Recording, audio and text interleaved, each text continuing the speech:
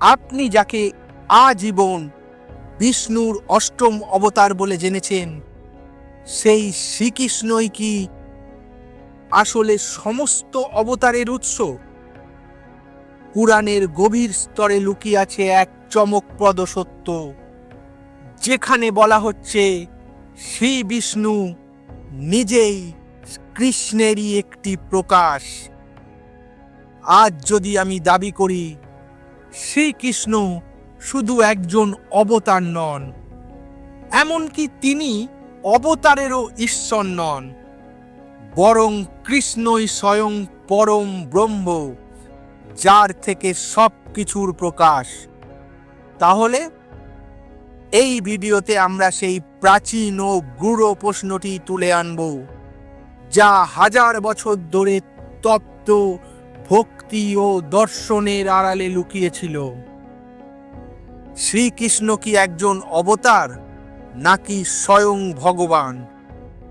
এই একটি উত্তর আপনার ঈশ্বর সম্পর্কিত পুরো ধারণাকে বদলে দিতে পারে। তাই সবাইকে অনুরোধ, ভিডিওটার শেষ পর্যন্ত থাকবেন এবং ভিডিওটা ভালো লাগলে একটা লাইক করে দেবেন। চলুন শুরু করি আজকের কাহিনী। কৃষ্ণ কি বিষ্ণুর অবতার নাকি বিষ্ণুই কৃষ্ণের অংশ?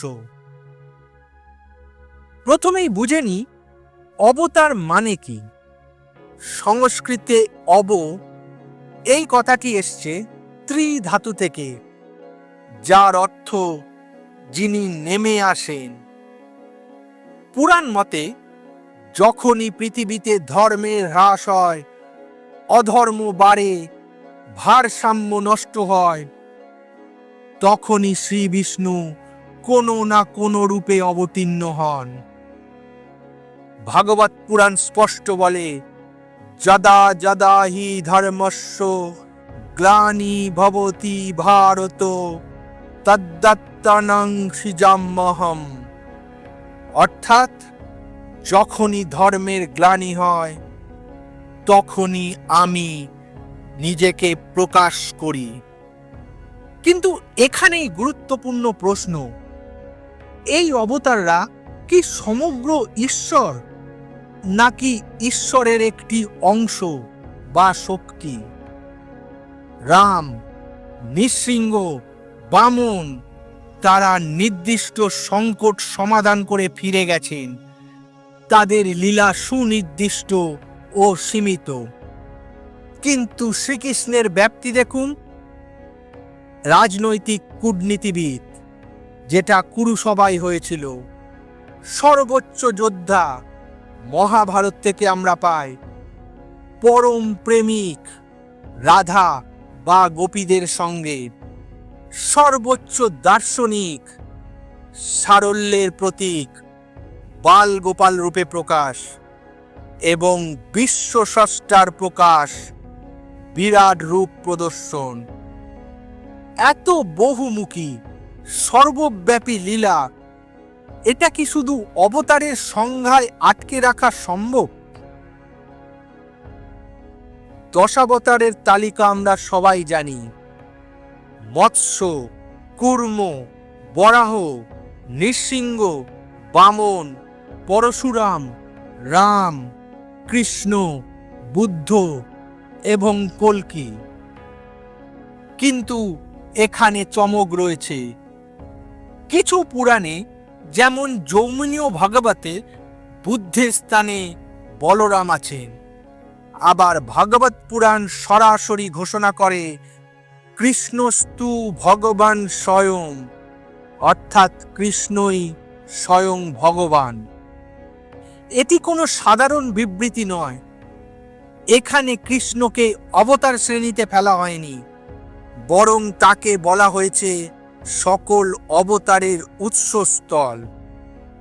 মানে দশাবতারের তালিকায় কৃষ্ণের উপস্থিতি একটি অবতার হিসাবে নয়, বরং সেই সত্তা হিসাবে যিনি অবতার নেয়ার ক্ষমতা রাখেন। স্বয়ং ভগবান, এই ধারণাটি কোত্থেকে এসছে?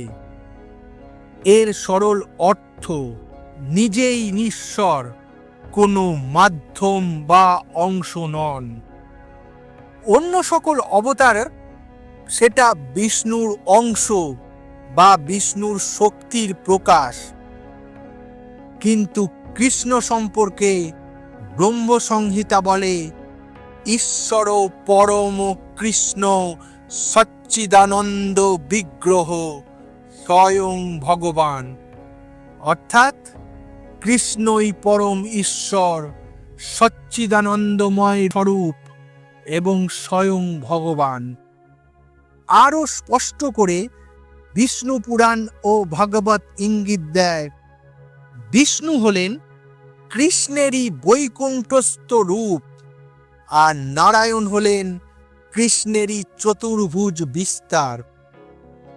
সহজ কথায়, কৃষ্ণ বিষ্ণুর অবতার নন, বিষ্ণু হচ্ছেন কৃষ্ণেরই এক মহিমান্বিত রূপ, যিনি পালনকারী শক্তির প্রকাশ।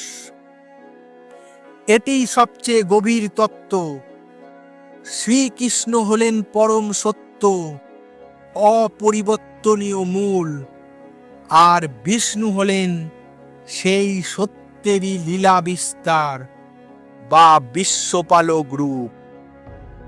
দাঁড়ান, ভিডিও এখানেই থামাবেন না, কারণ এখন আমরা গীতার এমন অকাট্য উক্তি শুনব যা এই বিতর্ক চিরতরে শেষ করে দেবে।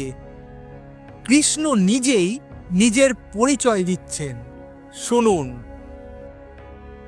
গীতা অধ্যায়ে 10 শ্লোক কি বলছে শুনুন।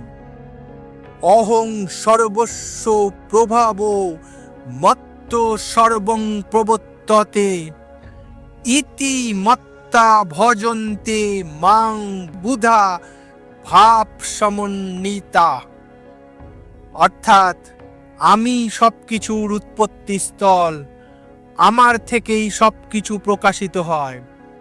তিনি বলেননি আমি বিষ্ণুর অংশ, তিনি বলেছেন আমি মূল। আরো স্পষ্ট গীতার অধ্যায় 7 শ্লোকে, সেখানে তিনি বলছেন মত্ত পরতরং নান্যৎ কিঞ্চিদস্তি ধনঞ্জয়, অর্থাৎ আমার চেয়ে শ্রেষ্ঠ আর কিছুই নেই হে অর্জুন। এটি কোনো অংশ বা অবতারের কথা নয়, এটি পরম সত্তার ঘোষণা। গীতা 15 শ্লোকে তিনি বলেন যো মামে বম সম্মূঢ় জানাতি পুরুষোত্তমম স সর্ববিদ ভজতি মাং সর্বভাবেন ভারত, অর্থাৎ যে আমাকে অপ্রমত্ত হয়ে পুরুষোত্তম রূপে জানে, সে প্রকৃতপক্ষে সব জানে এবং সর্বতোভাবে আমারই ভজনা করে। পুরুষোত্তম অর্থ হল সকল পুরুষ বা অবতারের থেকে উত্তম, অর্থাৎ অবতারদের মধ্যেও তিনি শ্রেষ্ঠ, কারণ তিনি তাদেরও উৎস। কেন কৃষ্ণ সাধারণত অবতার বলেই পরিচিত? এটাই কৃষ্ণের লীলার মহিমা। তিনি নিজেকে সাধারণ মানুষের মধ্যে লুকিয়ে রাখতে চেয়েছেন। তিনি অহংকারী দর্শন নন, তিনি ভালোবাসার দর্শন। তিনি চান না মানুষ ভয়ে তাকে মানুক, তিনি চান মানুষ মানুক তাকে প্রেমে, আকর্ষণে, শ্রদ্ধায়। তাই তিনি ব্রজের গোপাল হয়েছেন, যাকে যশোদামা দড়ি দিয়ে বেঁধে রাখেন।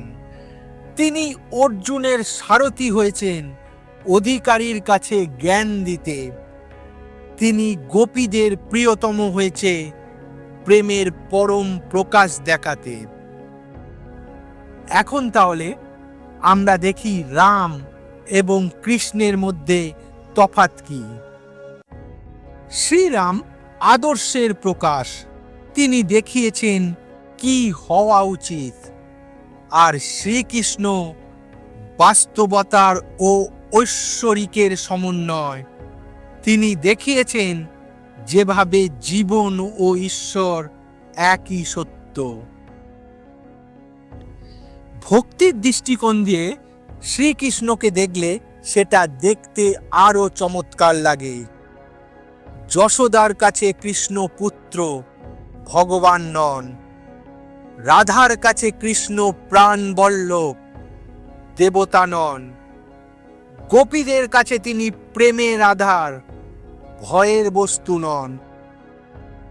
কৃষ্ণ কখনো তার ঐশ্বর্য চাপিয়ে দেননি, বরং মানুষের স্তরে নেমে তাদের ভালোবেসেছেন।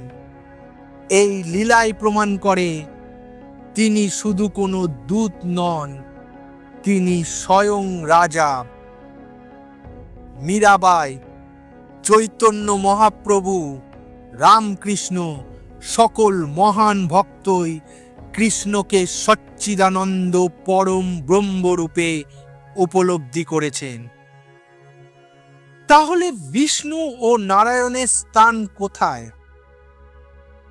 এখানে কোনো ছোট বড় নেই, এটি একই সত্যের বিভিন্ন প্রকাশ। কৃষ্ণ হল মূল সত্তা, পরম সত্য ও প্রেমের আধার। আর বিষ্ণু হল পালন শক্তি, বিশ্বরক্ষক, ধর্ম সংস্থাপক। এবং নারায়ণ হলেন চেতনার বিস্তার, সকলের অন্তরে বিরাজিত। শ্রীকৃষ্ণ হলেন সূর্য, আর শ্রী বিষ্ণু হলেন সেই সূর্যের আলোক রশ্মি যা বিশ্বকে পোষণ করে। আলো আলাদা নয়, কিন্তু তার উৎস একই। বিষ্ণু পুরাণে বলা হয়েছে, যেমন একই চন্দ্র বিভিন্ন জলে বিভিন্ন রূপে প্রতিফলিত হয়, তেমনি একই নারায়ণ বিভিন্ন জীবের হৃদয়ে বিভিন্ন রূপে বিরাজ করেন। আর সেই এক নারায়ণেরও উৎস হল শ্রীকৃষ্ণ। কৃষ্ণ যদি শুধু অবতার হতেন তাহলে তিনি সীমিত হতেন, আর কৃষ্ণ যদি স্বয়ং ভগবান হন তাহলে তিনি অসীম, অনন্ত, সকলের উৎস। পুরাণ, গীতা, ভক্তি দর্শন সব মিলিয়ে একটাই সুর। কৃষ্ণ অবতার নন, কৃষ্ণই সকল অবতারের আদি উৎস। কৃষ্ণের মহিমা হল তিনি সত্তায় ঈশ্বর, আচরণে মানুষ। এই দুয়ের মেলবন্ধনই তাকে পুরুষোত্তম করে তুলেছে। আজ যদি এই ভিডিওটা আপনার চিন্তায় একটি নতুন দরজা খুলে দিয়ে থাকে, তাহলে ভিডিওটা লাইক করবেন, বন্ধুদের সঙ্গে শেয়ার করবেন এবং আরও পুরাণ ভিত্তিক গূঢ় জ্ঞান জানতে মিথিক বাংলা চ্যানেলকে সাবস্ক্রাইব করতে ভুলবেন না। মিথিক বাংলা, যেখানে পুরাণ জীবন্ত হয়। জয় শ্রীকৃষ্ণ।